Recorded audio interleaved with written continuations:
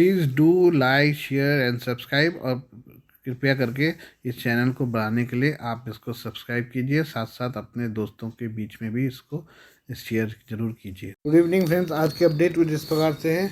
आज हम जो है G20 के बारे में कुछ बात करें।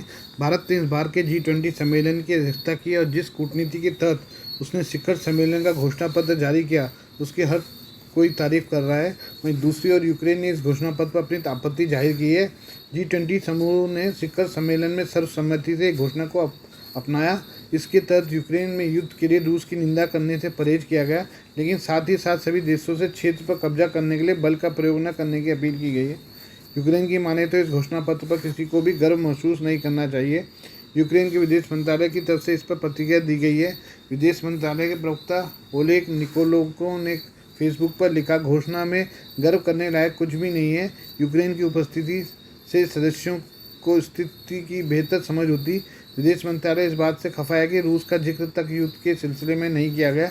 रूस ने फरवरी 2022 में यूक्रेन पर हमला किया था और तब से ही कई पश्चिमी देश यूक्रेन के समर्थन में खड़े हैं। ऐसे में रूस की निंदा न होना यूक्रेन को अखर रहा है। यूक्रेनी विदेश मंत्रालय G20 शिखर सम्मेलन में अपनी अनुपस्थिति से भी नाराज है, क्योंकि भारत ने राष्ट्रपति व्लादिमीर जेलेंस्की को निमंत्रण नहीं दिया था। इससे पहले यूक्रेन को हर सम्मेलन में आमंत्रित किया गया था। हालांकि यूक्रेन के विदेश मंत्रालय ने उसके मित्र देशों को उसकी जगह पर जिम्मा संभालने के लिए धन्यवाद कहा। फ्रांस समेत यूरोप के कुछ देशों की G20 सम्मेलन के घोषणा पत्र से आपत्ति थी, लेकिन जर्मनी के चांसलर ओलाफ शोल्ज ने इसका समर्थन किया। उन्होंने कहा कि घोषणा ने यूक्रेन पर रूस के आक्रमण पर एक साफ स्थिति प्रदर्शित की है। इसमें साफ है कि देशों की क्षेत्रीय अखंडता पर हिंसा के साथ सवाल नहीं उठाया जा सकता। शनिवार 9 सितंबर को सम्मेलन का पहला दिन था। भारत के प्रधानमंत्री नरेंद्र मोदी ने सभी सदस्यों के सामने ऐलान किया कि शिखर सम्मेलन के पहले दिन नेताओं ने घोषणा पत्र को मंजूरी दे दी है। पीएम मोदी ने अमेरिकी राष्ट्रपति जो बाइडेन सभी सदस्य देशों के प्रमुख नेताओं के सामने कहा, सभी टीमों की कड़ी मेहनत के दम पर हमें G20 लीडर्स शिखर सम्मेलन घोषणा पर आम सहमति मिली है। मैं इस घोषणा को दुनिया भर में अपनाने का ऐलान करता हूँ। आइए हम G20 की अध्यक्षता के बारे में बात करें। अमेरिका ने ऐलान किया कि वह 2026 में G20 समूह की अध्यक्षता करेगा। बाइडेन प्रशासन के इस ऐलान से चीन भड़क गया। चीन ने कहा कि वो अमेरिका से G20 की अध्यक्षता के दोबारा शुरू होने से सहमत नहीं है। G20 की अध्यक्षता उनके सदस्य देशों के बीच हर साल बदलती रहती है। जिस देश के पास अध्यक्षता होती है वह G20 शिखर सम्मेलन का आयोजन करता है। इस बार G20 समूह की अध्यक्षता भारत के पास है। अमेरिका ने कहा है कि वह भारत, ब्राज़ील और दक्षिण अफ्रीका के अपने अपने साल भर के कार्यकाल को पूरा करने के बाद इस पद को संभालेगा। चीन की आपत्ति को रूस का समर्थन मिला हुआ है।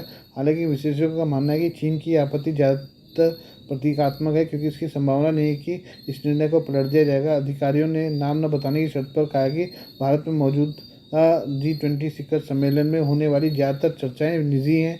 चीन की इस आपत्ति की रिपोर्ट सबसे पहले फाइनेंशियल टाइम्स ने प्रकाशित की थी। चीन ने अपनी आपत्तियों का कारण नहीं बताया, लेकिन उसने अपनी नाराज़गी का सार्वजनिक इजहार जरूर किया है। 2025 के अंत तक G20 के सभी सदस्य कम से कम एक शिखर सम्मेलन की मेज़बानी कर लेंगे और उस बिंदु तक पहुंच जाएंगे जहां रोटेशन फिर से शुरू होगा। अमेरिका ने 2008 में वाशिंगटन में पहले G20 शिखर सम्मेलन की मेज़बानी की थी। चीन और अमेरिका में कई मुद्दों पर विवाद है। दोनों देश गंभीर तनाव से गुजर रहे हैं। अमेरिका शुरू से चीन के दक्षिण चीन सागर पर दावे को खारिज करता रहा है। अमेरिका हांगकांग में लोकतंत्र समर्थक आवाज़ों को कुचलने, ताइवान पर हमले की धमकी देने, सिंजियांग में मानवाधिकारों का उल्लंघन करने और तिब्बत में अत्याचार को लेकर चीन के खिलाफ आवाज़ बुलंद करता रहा है। चीन की आक्रामक विस्तारवादी प्रवृत्ति के खिलाफ अमेरिका सबसे ज़्यादा मुखर रहा है। G20 में भारत को एक और कामयाबी मिली। G20 में भारत को एक और बड़ी कामयाबी हासिल हुई है। इस मौके पर भारत को मध्य पूर्व और यूरोप से जोड़ने वाली एक बहुराष्ट्रीय रेल और शिपिंग परियोजना की घोषणा की गई। ये चीन को एक बड़ी चुनौती देगा। इसके अलावा इससे पाकिस्तान को भी करारा जवाब मिलेगा। भारत लंबे समय से चाहता है उसे अफगानिस्तान और सेंट्रल एशिया तक पहुँचने का सीधा रास्ता मिले, लेकिन पाकिस्तान ने कभी रास्ता नहीं दिया, जिसका तोड़ अब भारत ने निकाल लिया है। इससे भारत यूरोप के साथ साथ खाड़ी देशों तक एक झटके में पहुँच जाएगा। पाकिस्तान लगातार इस बात पर घमंड करता रहा कि बिना उसके चाहे भारत अफगानिस्तान और पश्चिमी देशों तक नहीं पहुंच सकता। पाकिस्तान मानता रहा कि भारत के खिलाफ उसके पास एक वीटो पावर है। 90 के दशक से ही भारत ने कई तरह के प्रोजेक्ट का प्रस्ताव रखा, लेकिन पाकिस्तान हमेशा इसे मना करता रहा। हालांकि ऐसा करने पाकिस्तान ने न सिर्फ अपना ही नुकसान किया, क्योंकि अगर पाकिस्तान रास्ता देता तो भारत उसकी कीमत भी देनी पड़ती। पाकिस्तान चाहता तो आराम से सिर्फ रास्ता देकर हर साल करोड़ों डॉलर की कमाई कर लेता, लेकिन इस परियोजना से पाकिस्तान का भ्रम टूट गया। भारत पाकिस्तान के रास्ता न देने पर ईरान के जरिए खाड़ी देशों तक पहुंचना चाहता था। ईरान से भारत के रिश्ते अच्छे हैं, लेकिन पश्चिम और ईरान के खराब संबंध हमेशा भारत का प्रोजेक्ट रोकते रहे। इस कॉरिडोर के जरिए भारत की यह समस्या भी खत्म हो गई है। यह कॉरिडोर अरब प्रायद्वीप के साथ भारत की रणनीतिक भागीदारी को गहरा करेगा। पिछले कुछ वर्षों में खाड़ी देशों और भारत करीब आए हैं। ये दोनों देशों के बीच स्थायी कनेक्टिविटी बनाने का बेहतर मौका है। भारत के इस प्रोजेक्ट के सामने आने के बाद अब पाकिस्तानी अपनी सरकार पर भड़क रहे हैं। पाकिस्तान के पत्रकार उमर अजहर ने कहा है कि 2 बार नवाज शरीफ ने भारत के साथ बॉर्डर व्यापार शुरू करने की इच्छा जताई। वो पाकिस्तान को क्षेत्र में एक ट्रांसपोर्ट हब बनाना चाहते थे, लेकिन दोनों ही बार पाकिस्तानी सेना ने उन्हें रोका। 1999 में कारगिल किया, 2014-15 में इमरान के जरिए मोदी का यार गद्दार है प्रोपेगेंडा चला, जबकि भारत पूरी ताकत से आगे बढ़ रहे हैं। पाकिस्तान भारत की जगह चीन को रास्ता देता रहा है। पीओके के जरिए चीन ग्वादर बंदरगाह तक पहुंचता है।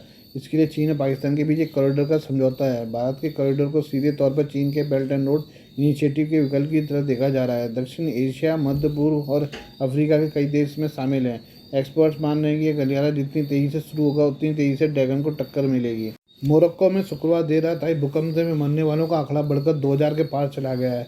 भूकंप के चलते मोरक्को में भारी नुकसान हुआ है, जिससे उभरने में मोरक्को को लंबा समय लगेगा। यूएस जियोलॉजिकल सर्वे की रिपोर्ट के अनुसार मोरक्को में 6.8 मैग्नीट्यूड का भूकंप आया। इस भूकंप का केंद्र माराकेश से 72 किलोमीटर दूर दक्षिण पश्चिम में था। मोरक्को सरकार ने बताया कि भूकंप में अभी तक 2012 लोगों की मौत हुई है और 2059 लोग घायल हैं। इनमें से 1404 लोगों की हालत गंभीर है। ऐसे में माना जा रहा है कि मृतकों का आंकड़ा अभी और बढ़ सकता है। लोगों ने बताया कि मोरक्को के कासाब्लांका और राबत शहरों में भी भूकंप के तेज झटके महसूस किए गए। एक बुजुर्ग महिला ने बताया कि वो लोग सो रहे थे जब अचानक से उन्होंने दरवाजे बजने की आवाज़ सुनी। वो इससे घबरा गई और तुरंत घर से बाहर निकली। बताया जा रहा है कि बीते 120 सालों में यह उत्तरी अफ्रीकी देश मोरक्को का सबसे तेज भूकंप था। तारुदात राज्य के अल हौज में भूकंप का केंद्र था और वहीं पर सबसे ज़्यादा लोगों की जान गई है। इसके अलावा काराजाते, चिचौआ, अजीलाल और यूसुफिया प्रांत के साथ ही माराकेश और अगादीर में भी लोगों की जान गई है। एक व्यक्ति ने बताया कि जैसे ही भूकंप आया वैसे ही असहनीय चीख पुकार मच गई। लोग इधर उधर भागने लगे और भगदड़ सी मच गई।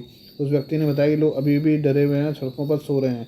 सोशल मीडिया पर कई फुटेज वायरल हो रही है जिनमें लोग बदहवास इधर उधर भागते नजर आ रहे हैं। भूकंप के बाद प्रभावित इलाकों में लोग अभी भी सदमे में हैं। मोरक्को की सरकार ने बताया कि संसाधनों को इकट्ठा कर प्रभावित इलाकों में मदद भेजी गई है।